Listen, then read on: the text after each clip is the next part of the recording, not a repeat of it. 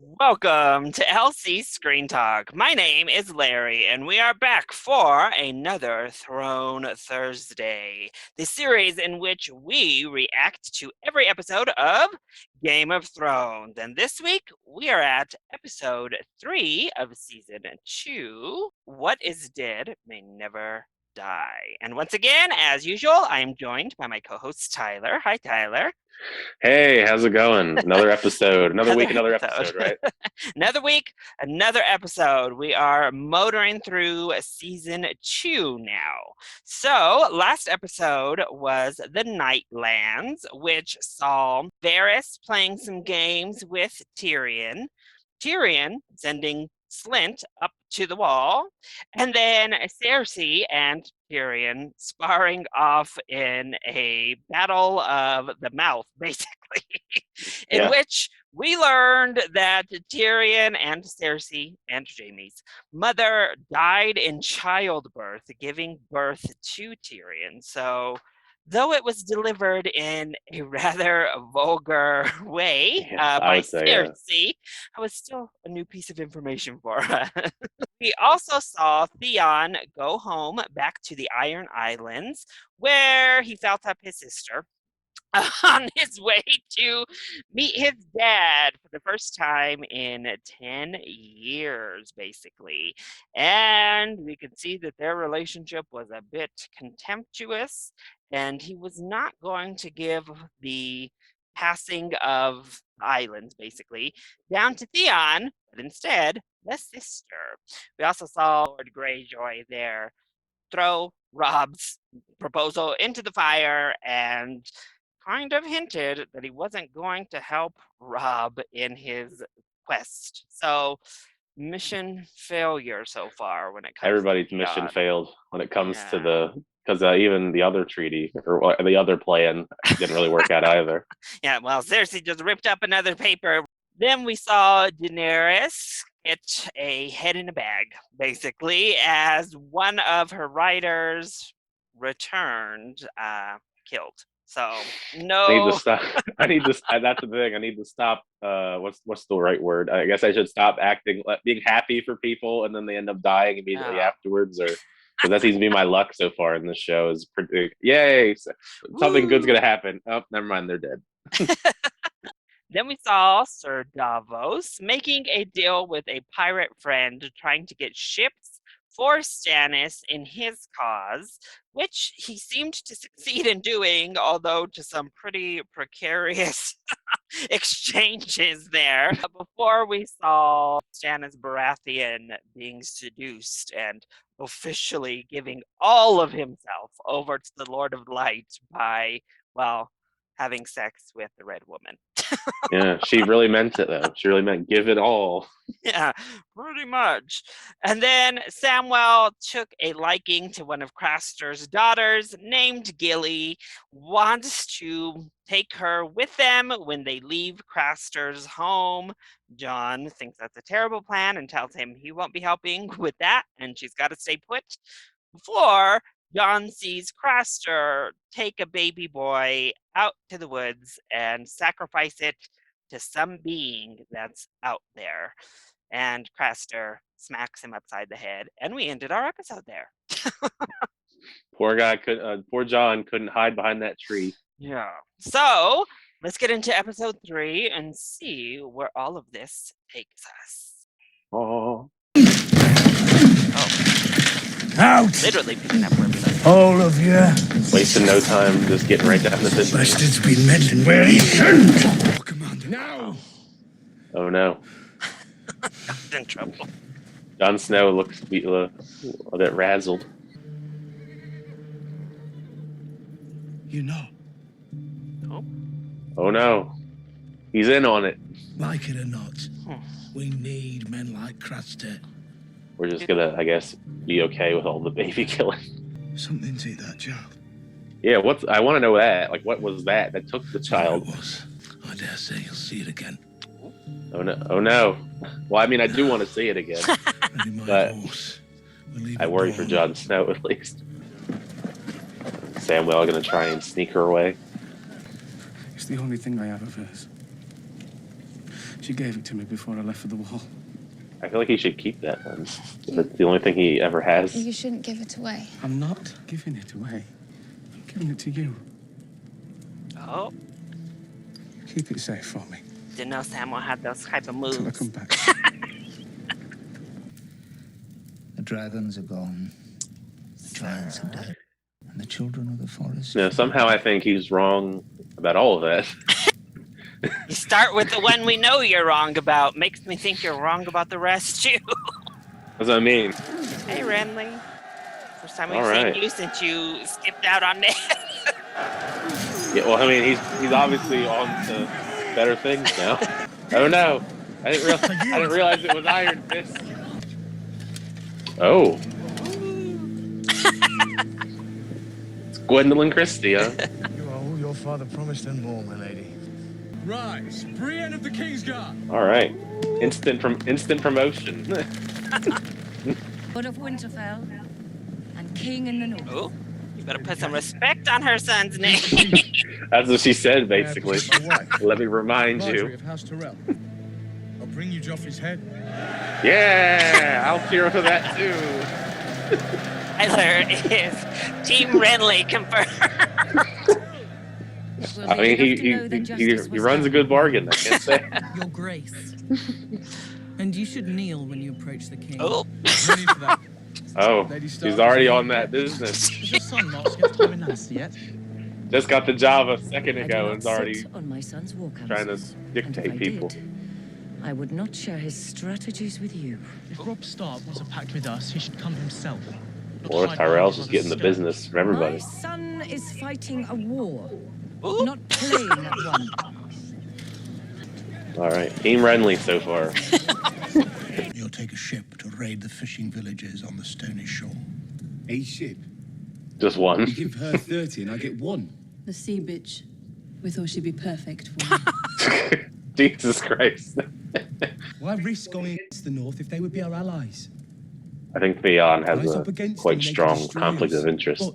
But they'll give us Not Castle what he was Rock. sent What here are for, our that's for words? sure. That's what I mean. Like, I don't think Robb Stark's gonna be very happy to hear We do about not all this. so. Catelyn's We are assessment armed. of his We're not father subjects. We're proving not to be right. slaves. We do not plough the field That's true. or toil in the mine. Did you take what was yours then? Oh, Oh, that was like a vicious backhand. I have no other family. Don't you? He seems like he was Make your treated choice. much better when he was with the Starks. Stay on and do it quickly. Our ship sail with or I without mean, you. from what we've seen so far, Why? You think your father can hear me? He's 300 miles away! Poor I don't Tyrion. intend for you to stay here. Every man who's tasted my cooking has told me what a good cook I am. Though you wouldn't be a cook. You'd pose as a scullion. I'm too stupid to understand. The stupid foreign girl. Tyrion's not looking too good in this argument.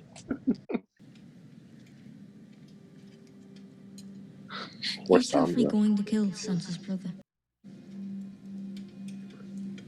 He might. I'd say she's just like, I feel bad for her Do you because of like this that? dinner already. She's like, Cersei like staring her down. I don't yeah, think so. giving her the eyes. I'm Shamey, lady, your new handmaiden. Ah, that's how we get her in. Did a new handmaiden? She's not a kitchen wench. Yeah, she got a promotion. She's No. she's gonna not kitchen wench. She's just gonna help out Sansa. Do you want me to leave? Sansa's just going through it. Marcella, sent away to Dawn. But remember, the Queen mustn't know. I love conversations that begin this When did he come in? I plan to marry Princess Marcella off to Theon Greyjoy. Oh, But remember, you must tell no one. Tell no one what. oh, I get it now. I plan to wed He's telling Princess everybody Marcella the to same Robin Arryn thing. of the Vale. But switching out where he's sending her. He's not fond of me. Yeah, I got. It took me a minute to realize. I was like, how did he get in there? Like, what's he got? The crazy teleporting powers? Oh, and remember, The Queen mustn't know. Tyrion's just doing everything on the down low. I think Littlefinger's gonna tell. Well, we're getting back to being hot and steamy. I mean, if you can't just be into that, I mean, come on. I think we answered the question on if he's bisexual. Yeah, that's true. I should throw that out there beforehand, not knowing she was around. Do you want my brother to come in and help? No. Ooh. Or I can turn over and you can pretend I'm him?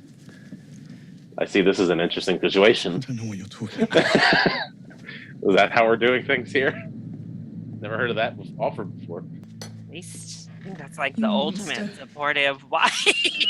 Yeah, like you know. Daughter. Ned Stark had a piece of paper too. Come on.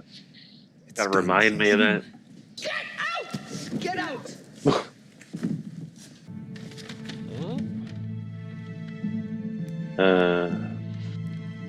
So I guess he's not going to tell Rob about his father's plan. Sounds like a bad idea to me. Blessing with stone. Is Theon betraying everyone? Bless him with steel. His dead may never die. Episode Rises title. again. Yeah, he said it. He said the thing. How would you like to see your beloved cat again? Gonna use Catelyn against him. What is the meaning of this? Oh no, he's been found out. You disappoint me, Grand Maester. So loyal that you told the Queen about my It plans to was send a your Littlefinger, cellar to and it Dorne. was No. I told no one that I was offering her to the Dornish. it was all part of the plan. Yes. Give everybody a little bit of Cut off different his manhood information. and feed it to the goats. No, not the manhood. We'll make do. I don't like his beard. What? Not the beard. Oh no! They just straight up cut his beard off. Joffrey, the executioner, or something else? I've decided I don't like riddles. Me too, Harry, me too. Power resides where men believe it resides. You didn't see that. I made damn sure. I close my eyes and I see them up there. So, I mean, she's probably still traumatized by the whole situation. You know what I mean? It got to the point where I would say his name every night before I went to bed. Willem. Willem. You know, as the story goes on, I think he sounds a little bit more troubled Almost. than Arya. I buried an axe so Ooh. deep into Willem's skull I had to bury him with it. That's horrible. Oh no. They did come back. I don't think I will. So be it. All right. Oh, Oh, never mind. I thought there was going to be more to that than Always that. hated crossbows. Ooh. All right. All out war. Jeez. Oh, well, it's not looking too good for him. I mean, I mean, they literally like have like so many. oh. Oh.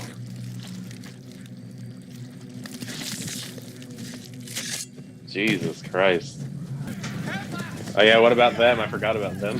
People, the people they just have locked away over there. I don't know. I guess because it's desperate times, do we let them out or let them burn to death? Give it to me. I don't know. Seems kind of sketchy. What's Hot Pie gonna do? Oh no, they got captured. I would have just laid there and acted dead.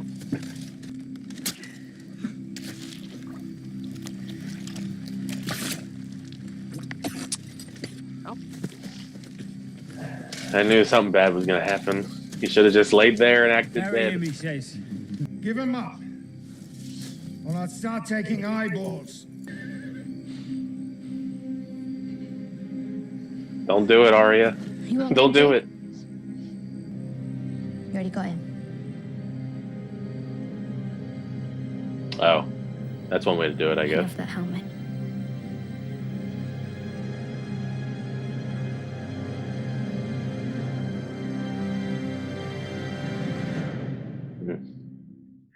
Well, I hope that works. I mean, for their sake, they just lie and say that that's Gendry. Well, that was like their only identifying figure, I guess, was that bull helmet. So That's what I was really surprised by is no Daenerys.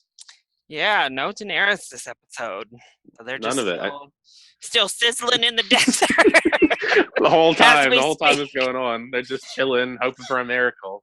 So let's hope when we go back in episode 4, they're not just laying Yeah. in the sun dead on the None of the them, dead. or no Robb Stark or any of them either. Yeah, this is 2 episodes in a row without Robb. So Yeah, what's going on? I love me some Robb. I know, no Daenerys, no Robb, no Joffrey. This is 2 episodes in a row without him either. Well, that's fine. I'm not sad about that one. No, I'm okay with that. Keep it coming, frankly. Well, this episode, we met some new characters, some famous names that you knew A few about. of them, yeah. So that all ties into King Renly's storyline. We first see that they are holding a little tournament in Renly's camp where Loras is taken down and defeated by Brienne of Tarth, who is played by Gwendolyn Christie here. And she gets named to his Kingsguard, all the while making Loras quite jealous.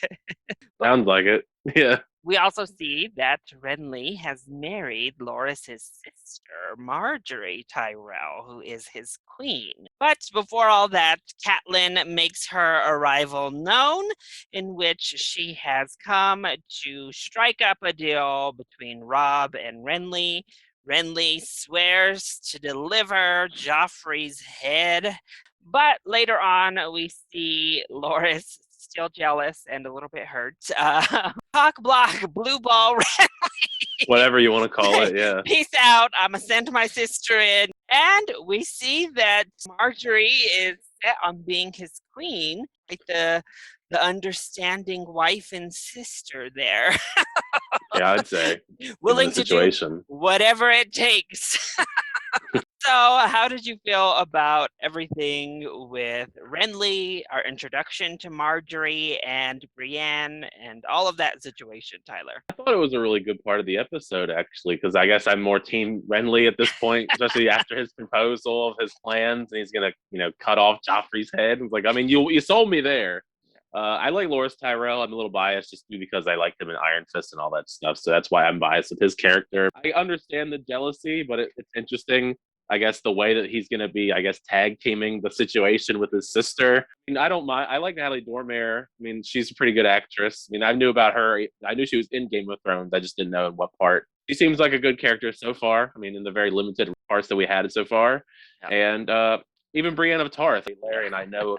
I knew about her because, her and I, him and I went to see her at Ace Comic-Con in Chicago and all that stuff. So I knew about her a little bit. I didn't know like her backstory or anything. Plus, she was Captain Phasma in Star Wars. She seemed pretty badass in the small amount of screen time that we got in this episode. So I'm excited to see that explored more.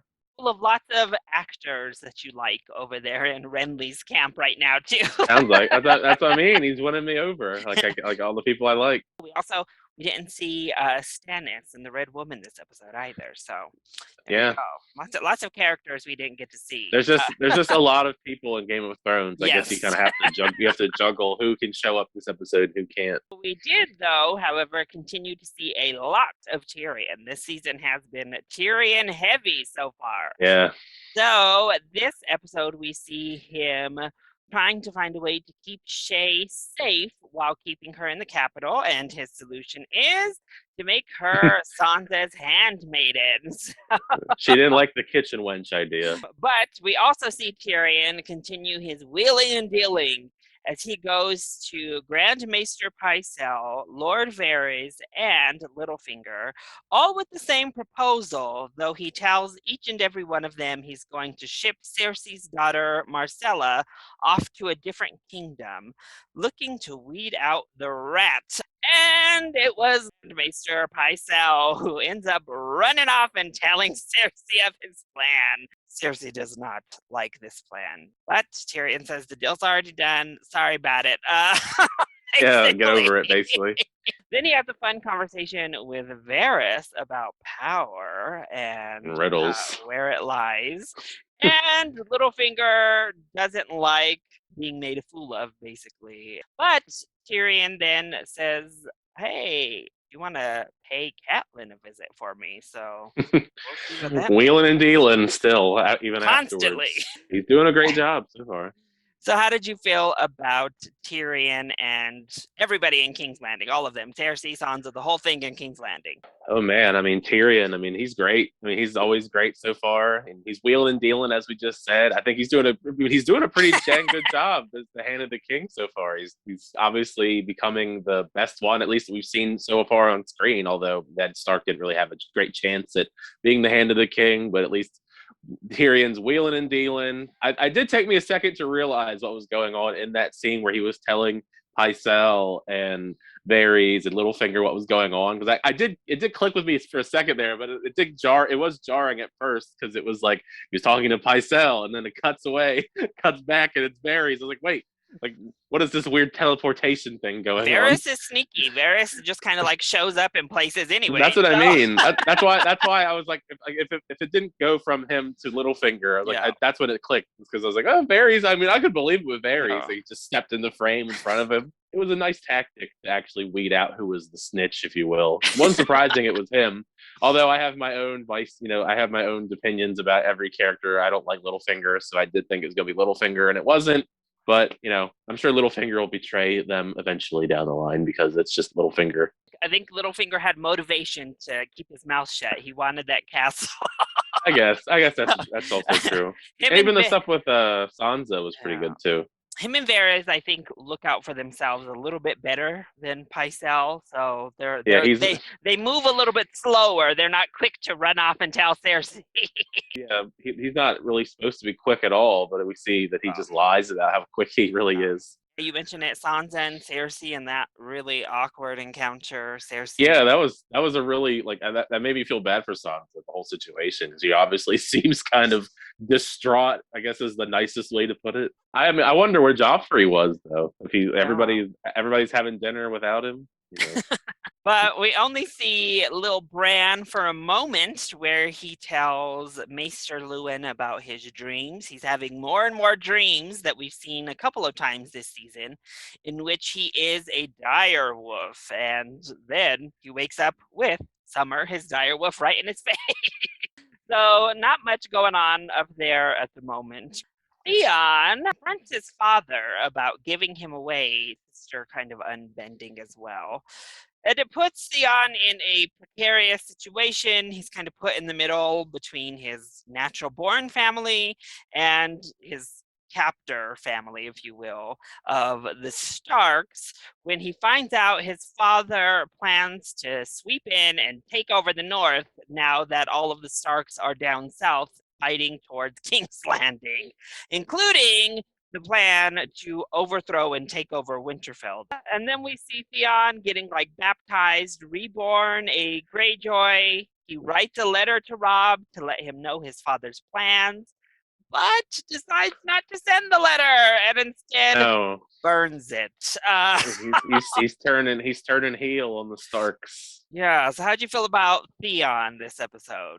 It's tough because I thought he's a decent character so far, but seeing the shift, I guess, is a bit disappointing. I hope it's not permanent. I hope maybe it's just maybe he'll come to his senses in a way, but kind of a disappointing to see him go there to try and broker a deal and then just turn around and just screw him over instead. It's kind of messed up, I feel. Then the bastard Stark, if you will, above the wall right now, we saw Jon right off the bat. He got beaten up pretty good by Craster. Yeah, he did. But he's brought in, and Craster is obviously pissed, tells the Lord Commander, y'all need to get the hell out of here. And Lord Commander Mormont takes Jon to the side to talk to him, in which Jon tells him, hey, this man is literally sacrificing his children to whatever the hell is out there. And Lord Mormont reveals that he knows that Craster is sacrificing his messed up, but says it's a necessary evil that we just have to accept and move on. So they are leaving Craster's at the break of dawn. And then we see Samwell go back to Gilly, not to smuggle her, but to give her the last thing his mom gave to him before he left to the wall. I guess, for some reason. Laying the moves. I guess. I don't think they want to come back. But I mean, So, how did you feel about that whole situation beyond the wall? I mean, it was brief, so it didn't really stick in my mind too much. But I want to know what Craster is sacrificing these sons to, because that's what I'm interested in. Like, what was that? What was that thing carrying the child away? I guess that's like the big takeaway for me, curiosity wise. We didn't get that actually answer in this, which is disappointing. I don't know. John at least tried his best, I guess, to be sneaky and got beat up. And it's unfortunate that they actually knew that he sacrifices all of these kids. I don't know what. I mean, whatever is out there that they're fine with just sacrificing kids to. I mean, it must be pretty serious if they're just gonna be okay with it, letting it go on. But the stuff with Samwell, I mean, I guess it's good that Samwell didn't actually try and go through with taking Gilly out of there, because I feel like he was already angry enough at Jon Snow. I think if he had done the stuff with Jon Snow and then had to deal with Samwell trying to take one of his daughter wives, I think it would have been like the final nail in the coffin. Did this make you feel any differently toward the Lord Commander, or do you understand? I'm a little disappointed, I guess, that he did know, but I don't really feel too strongly in either way. At least I've not pulled either way too much after finding this out. I've noticed that a lot of characters in this have like some deep, dark secrets that they all hide. So it doesn't surprise me too much that he knew. Speaking of deep, dark secrets, we head on over to Arya, who closes out our episode this week, sharpening needle, and Yoren comes in. Gives her a dark story about his own past, in which it didn't really help. He gives her kind of a lesson about revenge in a way, about how he no longer remembers his own brother's face, but he could never forget his brother's murderer's face. It kind of consumed him until he killed the man who killed his brother. Basically, I was like, that was a really dark story, like as you said. But then the Lannister army is back, as they said they would be, to claim Gendry. Yoren continues to say, nope, I'm not going to give him up. And unfortunately pays the price with his life for it. Brutal way, too. Yeah, it was really brutal. Like, stabbed him all around and then stabbed him in the head. He was already dead, pretty much. He was going to die, and then they just, like, sunk that sword right there. I was like, oof. It was deep, too, because, like, when they pulled the sword out, the blade was, like, covered, like, this much in blood. It was very brutal.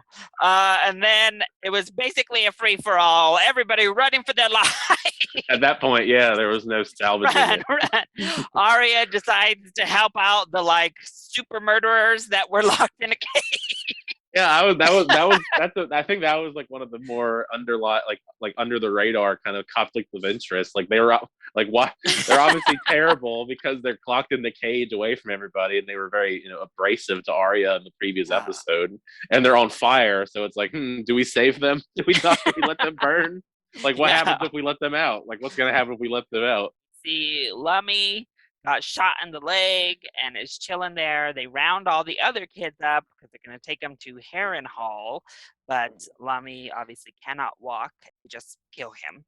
He should have just played dead. Like, why would you actually think they're going to help you out? Like, that's a shame. Like, he should have just laid there, acted dead. They would have walked away eventually, and then he could have figured out a whole situation. If the fate is of these kids, where they're getting taken, if it's a good idea to want to go that way anyway. Yeah, exactly. That's true too. Why would you want to go with them? Obviously, you just watched the guy that was in charge of you get murdered violently. So I don't know if I'd want to go with them. Thankfully, though, Gendry's little bull helmet was knocked over and kind of in his vicinity. So when they ask for Gendry, Arya thinks quick on her feet and says, well, you just got him. There's his helmet that he carried around with him. So, yeah, how'd you feel about Arya and all of that little scenario with Gendry and Yoren and all of them? It's unfortunate that they had, he had to go out the way that he did. Very violent way to go out, I must say. Definitely one of the more brutal deaths I've seen this season. I guess it's a shame that another kid had to die. Noticing, like I said, children death across the board. Say season 2 especially has been just heavy children death, like almost every episode. I think at this point, it was a smart decision for Arya to throw that out there. I guess it was kind of foreshadowed since he did pick it up when he was in the tent before he walked out. But I figured he was going to use it in some way, and it didn't work out to his favor. I hope that, I guess, because it was the end of the episode, hopefully Gendry and Arya, they believe that story, so they don't have to ask about it again. They just assume that was Gendry, I guess. Although it doesn't fit the description though, because isn't like the Baratheons are all supposed to be like dark haired and he's like blonde, Yeah. but I guess they don't care. I mean, there's no ID system in Game of Thrones. Maybe the guards just are so dumb that they actually believe like Joffrey and them are his kids too, so they're not smart. That's true. So, predictions. Any predictions for Arya and that little gang now that they've been taken captive? I mean, they're going to go somewhere. They got to go somewhere. I mean, they're probably not going to go to the wall, unfortunately. So I guess they're not going to meet up with everybody else. So, predictions all around. I mean, hopefully we'll get some Daenerys next episode. Get an update on their situation. We'll finally see Rob again. Well, that too. Yeah, we'll see what the situation is with that, especially because Theon is kind of turned on the whole situation. So that could cause conflict in that sense because they're not on friendly terms. You went there as friends, and you're going to come back as enemies. Let's say it's kind of a sticky situation. I don't know as far as with Jon and all them are going to do up at the wall. I guess they're going to move on, maybe keep doing their thing, and maybe we'll see whatever that thing is that was taking all of Craster's sons. That's what I'm hoping for. Commander seems to think so we'll see. Yeah, I don't know. I mean, and I think Tyrion's just going to keep being. Tyrion's just going to keep being Tyrion and being the hand of the king and just getting stuff done. So yeah, I think that covers everybody. I mean, unless we're talking about Renly and all them, and then Stannis and all them. I don't know. Like I said, there's so many different characters in Game of Thrones that if I predict something for every single character's arc in Game of Thrones, I'm going to be here for a while. All right. So, out of the people we saw this episode, who were your faves and least faves, Tyler? Tyrion's still my favorite. Still killing it. I mean, he did literally almost. I mean, he's been killing all the dialogue scenes he has. He's still fun, witty. Just giving people the business, so to speak. Yeah. I didn't really like too many people this episode. I guess even though I thought the episode was good, there wasn't like people that stuck out to me that I liked. I mean, Shay was pretty good and she had some fun dialogue with Tyrion. Same with Bronn, even though Bronn had a very small part as well. I just like her eating the food when she's told to clear the table. Yeah, that's true.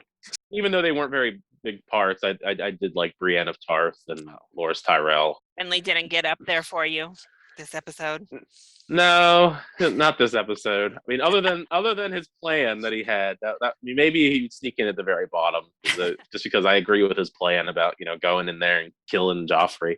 Least favorite characters. I mean, of this episode, I mean, Craster's up there. Men who, the men at the end who killed everybody. The Lannister army man. Yeah, what I guess I just consider them an army. I don't consider them. I guess as a whole, I would consider them people I dislike. I mean, as much as it pains me, I guess I'd have to throw Theon in there as well because it seems like he's kind of turning heel. He's turning his back on his family, so I'm not very happy about that. So I guess maybe it sucks to throw Theon in there because I've liked him for the most part so far. But his father. How about his father? Well, I guess all of them really. All of them, all of the Greyjoys. We don't like any of you right now. But I guess I'm more disappointed in Theon just because of the betrayal of the Starks. At least what it looks like in this episode. All right. Well, that was season 2, episode 3. What is dead may never die, and our reaction to it. So I hope you all enjoyed it. If you did, click that like button down below and subscribe to the channel so you are always up to date on each and every one of our Game of Thrones reactions. Also, make sure that you subscribe and follow Tyler. So, Tyler, do you want to let them know where they can find you? Sure. If you search up my name on YouTube, you can watch all that stuff I do on there, movie reviews, chill reactions, all that stuff. And you can find me on Instagram and Twitter at It's Tyler Calvert. Perfect. So I love you all so much for your continued support. Thank you for watching, and I'll see you next time. Bye.